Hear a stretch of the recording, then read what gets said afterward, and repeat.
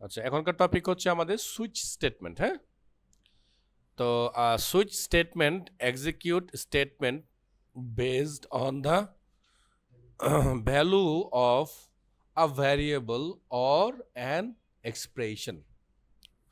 এটা variable use করা যেতে পারে অথবা কোনো এক্সপ্রেশনও ওখানে ইউজ করা যেতে পারে। তো এটা বলতেছে the if statement compute text Java তারপর make selection based on the single true or false condition. So there are 4 cases for computing texts which depend on the value of status. এই যে আমাদেরকে এই প্রোগ্রামটা আসলে বোঝানোর চেষ্টা করতেছে। হ্যাঁ, তো বলছে to fully account for all cases nested if statement were used.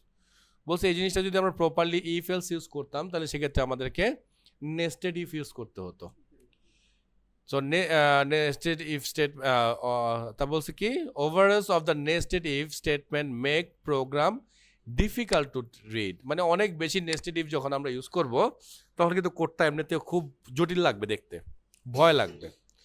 তো Java provides a switch statement two simplify coding for multiple condition. So you can write the following switch statement to replace the nested if statement.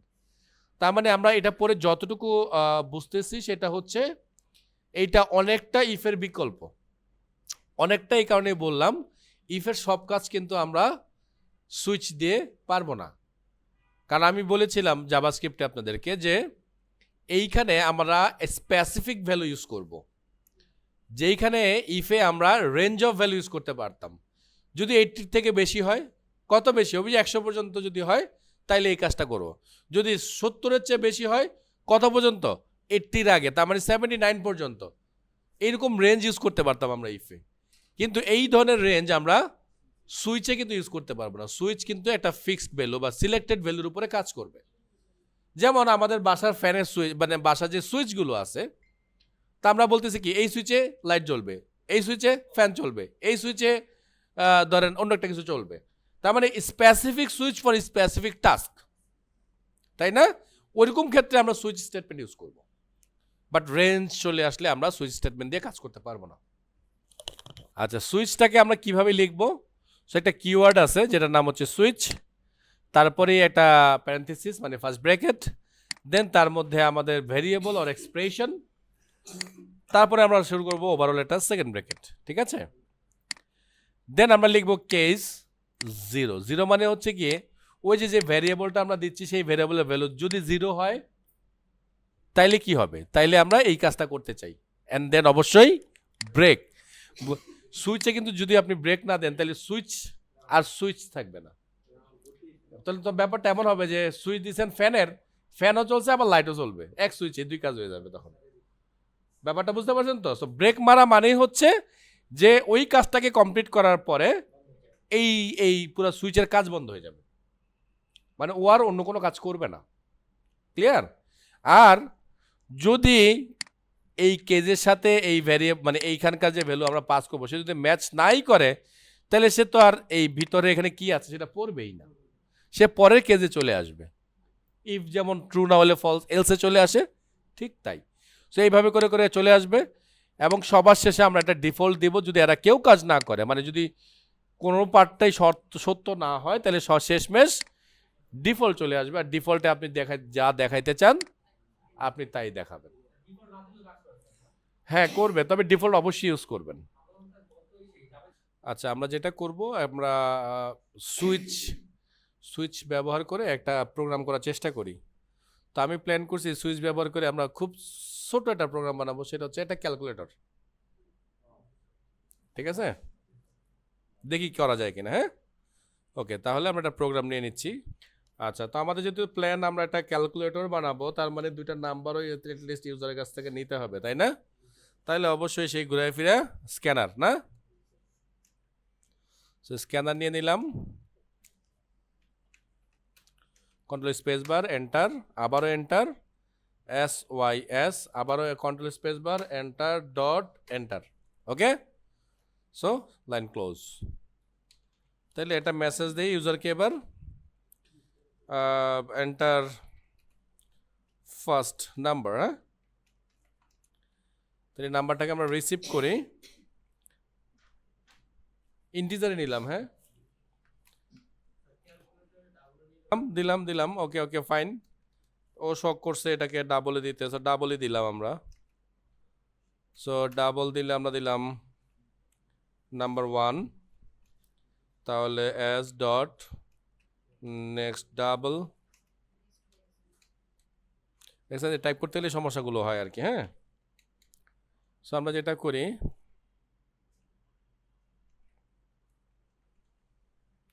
লাইনটাকে copy করে নিলাম আমরা, second number, আর এটাকে আমরা 2 করে দিলাম। আরেকটা choice লাগবে না, এবার ইউজার যোগ করতে চায় না বিয়োগ করতে চায় সেটা জানতে হবে না, তাহলে এবার সেই চয়েসটা নিয়ে নেই। আমরা ইউজারকে একটা মেসেজ পাঠালাম যে তুমি তোমার চয়েস দাও, এবং চয়েসগুলো এমন কিছু আর কি, হ্যাঁ, আমি এটা রেকর্ড রাখতেছি। সো আমরা এখানে ডাটা টাইপ ইউজ করলাম স্ট্রিং, চয়েস দিলাম, স্ক্যানারকে কল করলাম, অ্যান্ড আমি এখানে দিচ্ছি নেক্সট নিলাম। এই কারণে নেক্সট যেটা করবে, যে বলেছে find or return next complete the token from in an scanner, মানে এটার ইউজ কি আপনি ইউজ এখান থেকে জেনে যাবেন আর কি, ওকে। তাহলে আমরা এখানে নেক্সটটাকে নিয়ে নিলাম এবং লাইন শেষ করে দিলাম। এবার আমাদের কাজ হবে সুইচ লেখা, হ্যাঁ, তাহলে আমি খুব তাড়াতাড়ি সুইচটা লিখে ফেলতেছি। সুইচ চলে আসলো, তো সুইচের মধ্যে আমরা এখানে পাঠিয়ে দিচ্ছি কি চয়েস, তাই তো। যদি আমার চয়েস হয় এইটা, তাহলে আমি কি চাই, আমি চাই রেজাল্ট ইকুয়ালস টু, আচ্ছা আমি এটা গ্লোবাল ভেরিয়েবল ধরে নিই এখানে, আবার ডাবল রেজাল্ট ইকুয়ালস রেজাল্ট, আর এখানে আমি বলি রেজাল্ট ইকুয়ালস টু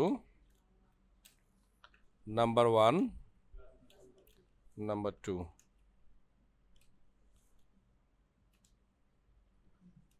লাইন শেষ অ্যান্ড ব্রেক। সো আমরা একটু ভুল করেছিলাম, আমরা ডাবল কোড দিইনি, সিঙ্গেল কোড ইউজ করে ফেলছিলাম, মানে ক্যারেক্টার চিন্তা করে। তাহলে এখানে ব্রেক বসিয়ে দিলাম আমরা, আর এই জায়গাটাকেই আমি আর জাস্ট কয়টা কপি করে নিচ্ছি, 3টা কপি করলাম, হ্যাঁ। তাহলে এটা প্লাস, এটা মাইনাস, এটা ভাগ, এটা হচ্ছে আমার গুণ, কাজ সব সেম, শুধু মাইনাস ভাগ গুণ। আর এখানে আমরা বলে দিব না, আমরা এখানে এরকম কিছু বলবো না, আমরা একটা অ্যাসর্ট পাঠাবো, ইনভ্যালিড চয়েস, ঠিক আছে। এন্ড সবার শেষে আমরা বলে দিব এস আউট result is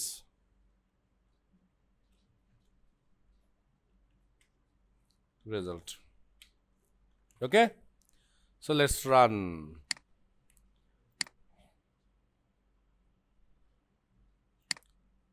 আচ্ছা, একটা এররটা করলাম, এখানে একটা ভ্যালু ইনিশিয়ালাইজ করে দিলাম,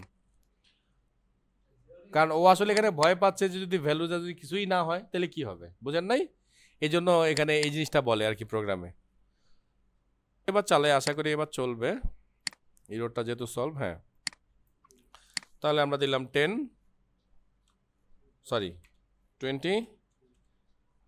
এবার চয়েস না, চয়েস দিলাম আমরা প্লাস, সো রেজাল্ট ইজ 30.0।